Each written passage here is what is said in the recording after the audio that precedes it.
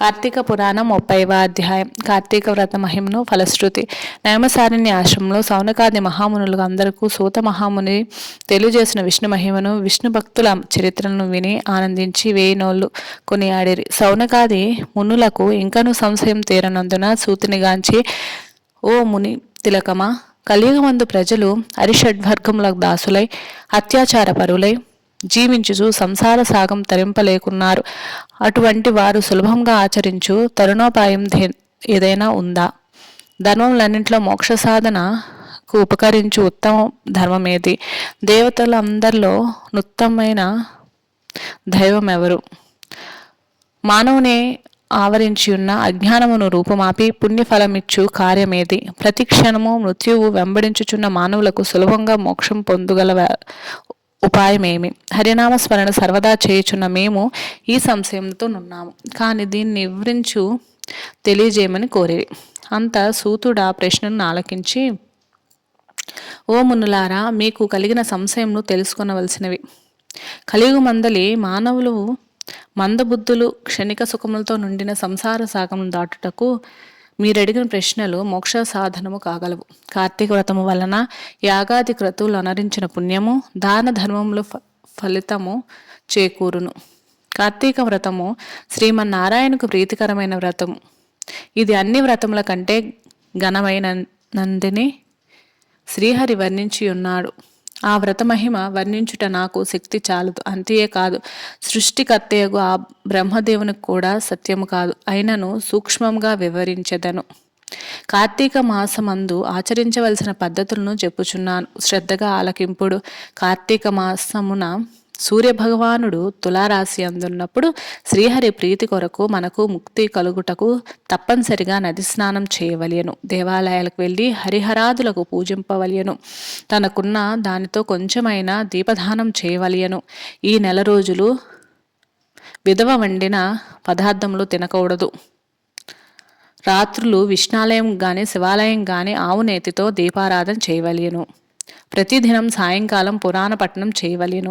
ఈ విధంగా చేసిన సకల పాపముల నుంచి విముక్తులై సర్వ సౌఖ్యములు అనుభవించుదురు. సూర్యుడు తులారాశి యందున్న 1 రోజులు ఈ విధంగా ఆచరించువారు జన్మముక్తులై అగుదురు.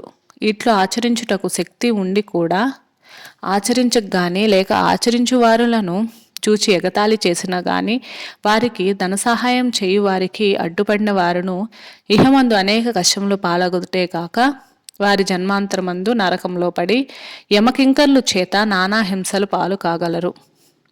అంతేగాక అట్టివారు 100 జన్మల వరకు చండాలాది హీన జన్మలు ఎత్తుదురు. కార్తీక మాసంలో కావేరీ నదిలో కానీ గంగా నదిలో కానీ అఖండ గౌతమి నదిలో కానీ స్నానం ఆచరించి ముందు చెప్పిన విధముగా నిష్ఠతో ఆచరించిన వారు ఇహమందు సర్వసుఖములు అనుభవించుటే కాక జన్మాంతరము వైకుంఠ వాసులగుదురు. సంవత్సరంలో వచ్చు అన్ని మాసముల కన్నా కార్తీక మాసం ఉత్తమమైనది, అధిక ఫలదాయకమైనది, హరిహరాదులు ప్రీతికరమైనది. కనుక కార్తీక మాస వ్రతం వలన జన్మల నుంచి వార్లకున్న సకల పాపములు హరించి మరుజన్మ లేక వైకుంఠము ఏగుదురు. పుణ్యాత్ములకు మాత్రమే ఈ వ్రతం ఆచరించవలెనది కోరిక పుట్టును. దుష్టులకు, దుర్మార్గులకు, పాపాత్ములకు కార్తీక మాసమన్నా కార్తీక వ్రతమన్నా ఏవగింపు అసహ్యం కలుగును. కాన ప్రతి మానవుడు ఈ పరమ సత్యమును గ్రహించి ఇటువంటి పుణ్యకాలమును చేతులారా విడవక ఆచరించవలెను. ఇటులా 1 రోజులు చేయలేని వాళ్ళు కార్తీక శుద్ధ పౌర్ణమి నాడు అయినను తన శక్తి కొలది వ్రతం ఆచరించి పురాణ శ్రవణం చేసి జాగరణం ఉండి మరునాడు ఒక బ్రాహ్మణకు భోజనమిటినుచో 1 రోజులు చేసిన ఫలితమును సమాన ఫలితం కలుగును.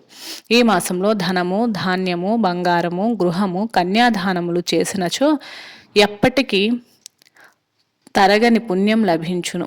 ఈ 1 రోజులు ధనవంతుడైనను బీదవాడైనను మరెవ్వరైనను సరే సదా హరినామ స్మరణ చేయుచు పురాణములు వింటూ పుణ్యతీర్థములు సేవిస్తూ దాన ధర్మములు చేయుచున్న ఎడల వారికి పుణ్యలోకం అబ్బును.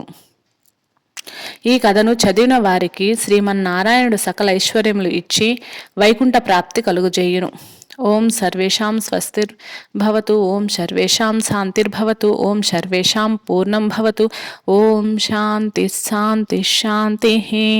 త్రింశోధ్యాయము ఆఖరి రోజు పారాయణం సమాప్తం. ఈ అమావాస్య అయిపోయాక, ఈరోజు అమావాస్య 30 రోజు అయిపోయాక రేపటి నుంచి మార్గశిర మాసం ప్రారంభం.